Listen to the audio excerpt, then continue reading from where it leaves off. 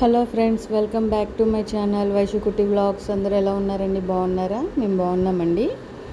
ఈరోజు రెసిపీ వచ్చేసి దొండకాయ బీరకాయతో టేస్టీగా ఎమ్మీగా ఉండే పచ్చడి ఎలా చేయాలో చూపిస్తాను. మీరు కూడా ఒకసారి ట్రై చేయండి. వీటి కోసం ఫ్రెష్గా ఉన్న దొండకాయలని నీట్గా క్లీన్ చేసుకుని ఇలా చిన్న చిన్న పీసెస్గా కట్ చేసుకోండి. ఒక బీరకాయని తీసుకోండి, దాన్ని కూడా పీల్ తీయకుండా కట్ చేసేసుకోండి చిన్న చిన్న పీసెస్గా. అలాగే ఒక 10 నుంచి 15 పచ్చిమిర్చి, వెల్లుల్లిపాయలు, జీలకర్ర, చిన్న నిమ్మకాయ సైజ్ అంతా చింతపండు తీసుకోండి. వెల్లుల్లిపాయలు ఎంత వేసుకుంటే అంత బాగుంటుందండి పచ్చడి. స్టవ్ వెలిగించుకొని ప్యాన్ పెట్టుకుని ఆయిల్ హీట్ అయ్యాక ఫస్ట్ మిర్చిని ఫ్రై చేసుకోవాలండి. ఇదిగోండి, ఈ విధంగా చక్కగా మిర్చి మొత్తం ఫ్రై చేసేసుకొని దాన్ని ఒక ప్యాన్లో తీసేసుకోండి. తర్వాత దొండకాయలని అదే ఆయిల్లో వేసుకుని సిమ్లో పెట్టుకుని ఫ్లేమ్ని ఏగనివ్వండి. వీటిని కూడా చక్కగా మగ్గనివ్వాలి. దొండకాయలు కూడా మనకి దొండకాయలు కొంచెం లేట్గా మగ్గుతాయి కాబట్టి కొంచెం సాల్ట్ని యాడ్ చేసుకోండి. అలాగే దీనిలోనే కరివేపాకు, కొత్తిమీర కూడా వేసి సిమ్లో పెట్టుకోండి. మూత పెట్టుకుని మగ్గనిస్తే త్వరగా మగ్గిపోతాయండి. ఆయిల్లో సిమ్లో పెట్టుకోవాలండి, లేదంటే మాడిపోతాయి. ఇదిగోండి, ఇట్లా చక్కగా మగ్గిపోవాలండి, చక్కగా ఫ్రై అయిపోవాలి. వాటిని కూడా ఒక ప్యాన్లో తీసేసుకుంటున్నానండి.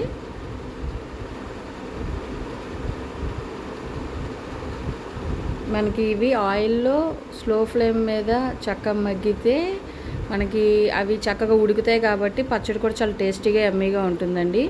ఈ ఆయిల్లో బీరకాయలు కూడా వేసుకుని వాటిని కూడా చక్కగా ఫ్రై అవ్వనివ్వాలండి. ఈలోపు ఇవి చల్లార్చుకుని ఆల్రెడీ మనం ఫ్రై చేసుకున్నాం కదండి, వీటిని అన్నిటిని చల్లార్చుకుని అందులో వెల్లుల్లిపాయలు, జీలకర్ర, తగినంత సాల్ట్, నిమ్మకాయ సైజ్ అంత చింతపండు తీసుకున్నాం కదా, వాటిని అన్నిటిని యాడ్ చేసి కొంచెం కచ్చాపిచ్చాక గ్రైండ్ చేసుకుందామండి. ఇదిగోండి ఈ విధంగా.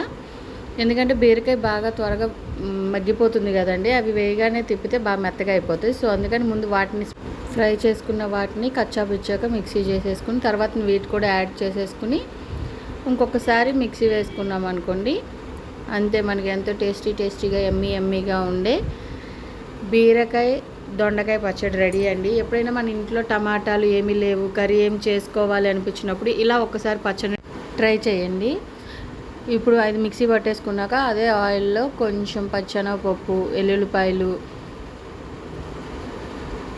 ఎండుమిరపకాయలు ఇవన్నీ వేసుకుని పోపు పెట్టుకుని ఆ పచ్చడిని ఇందులో కనుక మనం మిక్స్ చేసేసుకుంటే అంతేనండి, ఎంతో టేస్టీగా ఉండే పచ్చడి అయితే రెడీ. ఇది మనకి 1 వీక్ వరకు ఉంటుందండి మీరు ఫ్రిడ్జ్లో పెట్టుకుంటే.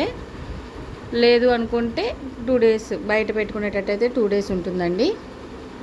ఆవాలు, జీలకర్ర, కరివేపాకును కూడా యాడ్ చేసేసుకుని ఇవి వేగిపోయినాక పచ్చడిని ఇందులో కలిపేసుకోవడమేనండి. అంతే, ఎంతో టేస్టీగా ఎమ్మీగా ఉండే దొండకాయ బీరకాయ పచ్చడి రెడీ అండి. మీరు కూడా ఒకసారి ఇలా ట్రై చేయండి. ఎలా వచ్చింది, టేస్ట్ ఎలా ఉందనేది నాకు కామెంట్ సెక్షన్లో చెప్పండి ఫ్రెండ్స్. అంతే, థ్యాంక్ యూ అండి. ప్లీజ్ నా ఛానల్ని సబ్స్క్రైబ్ చేసుకోండి. బాయ్.